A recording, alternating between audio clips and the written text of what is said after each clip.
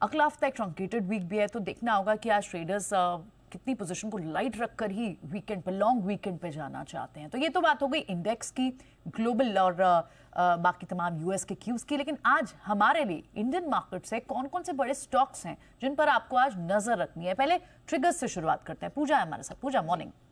जी good morning. Trigger से अगर शुरुआत करें तो पहले एम्फी आज मार्च महीने के म्यूचुअल फंड डेटा ये आंकड़े घोषित कर सकती है, तो उस पर रहेगा फोकस। और इसके अलावा ग्लोबल इवेंट्स की बात करें तो यूरोप में जीडीपी और इंडस्ट्रियल प्रोडक्शन के आंकड़े आएंगे फरवरी महीने के, और यूएस में मार्च महीने के पीपीआई आंकड़े आएंगे, और इसके अलावा कंज्यूमर सेंटिमेंट के एक्सपेक्टेशंस भी आएंगे। तो ये कुछ इवेंट होंगे जिस पर कि आज नज़र होगी। अब आते हैं कुछ नतीजों पर और अपडेट पर। टीसीएस ने अपने कल नतीजे घोषित किए हैं कल देर शाम, और नतीजे अनुमान से कमजोरी देखने को मिले हैं। उसके बाद हमने ब्रोकरेज रिपोर्ट्स भी देखी, वो भी सारी नेगेटिव ही थी। आय अगर देखें तो 0.8% की बढ़त हुई है। अनुमान हमारा 74,591 करोड़ का था, उसके सामने आय थोड़ी कम कंपनी ने पोस्ट की है। डॉलर आय भी देखेंगे 747 करोड़ के आए हैं। एबिट 0.4% की गिरावट यहाँ पर देखने को मिली है। हम यहाँ पर हल्की बढ़त एक्सपेक्ट कर रहे थे, और मार्जिन 24.2% पे रहा है, 24.7% का हमारा अनुमान था। तो ये हैं आंकड़े आए हैं टीसीएस के, तो अनुमान से कमजोर नतीजे देखने को मिले हैं। और मैनेजमेंट ने ये भी कहना है कि ये जो टैरिफ वॉर चल रहा है, ग्लोबल टेंशन का माहौल है, उसका असर शॉर्ट टर्म के लिए कंपनी के आंकड़ों पर देखने को मिल सकता है। इस तरह के कमेंट्स भी यहाँ पर निकल कर आए हैं। अब आते हैं कुछ और नतीजों पर। कैश सेगमेंट से आनंद राठी वेल्थ ने अपने नतीजे घोषित किए। आय में 20% की ग्रोथ, कामकाजी मुनाफा 24% बढ़ा कंपनी का, मार्जिन में अच्छी बढ़त देखने को मिली, और मुनाफे में भी करीब 30% की ग्रोथ कंपनी ने दर्ज की। तो अच्छे नतीजे। उसके अलावा कंपनी का एयूएम भी 30% की बढ़त वहां पर देखने को मिली है।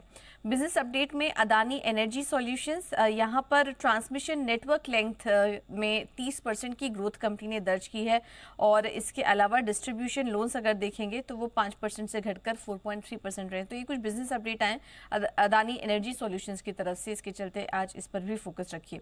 अब आते हैं खबरों वाले शेयर्स पर। एनबीसीसी रहेगा आज फोकस में। Aspire dream valley greater Noida का ये प्रोजेक्ट था, और उसमें करीब 1185 रेसिडेंशियल यूनिट कंपनी ने बेच दिया है। इसकी जो कुल वैल्यू बताई जा रही है वो 1504 करोड़ की बताई जा रही है। तो इसके चलते एनबीसीसी आज फोकस में रहेगा। और इसके अलावा ओलेक्ट्रा ग्रीन टेक, यहाँ पर भी नजर रखिए। ओलेक्ट्रा ग्रीन टेक को हिमाचल रोड ट्रांसपोर्ट कॉर्पोरेशन से बड़े ऑर्डर मिले हैं। करीब 424 करोड़ का ऑर्डर मिला है 297 इलेक्ट्रिक बसों की सप्लाई के लिए। अगले 11 महीनों में उनको ये ऑर्डर पूरा करना होगा।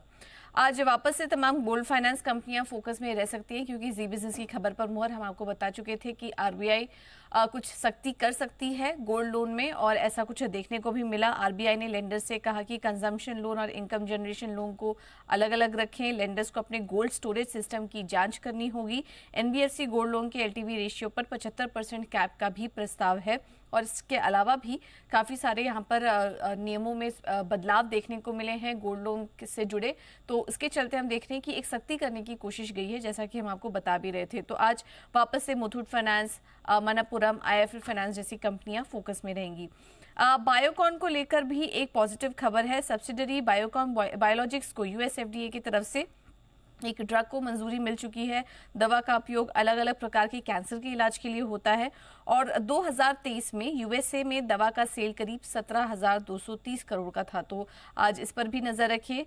सन फार्मा पर भी फोकस रहेगा। यूएस कोर्ट ने कंपनी की एक दवा को प्रिलिमिनरी इंजेक्शन से हटा दिया है, और अब ये दवा वो यूएस में लॉन्च कर पाएगी। हेयर लॉस के लिए ट्रीटमेंट के लिए इस दवा का इस्तेमाल होता है।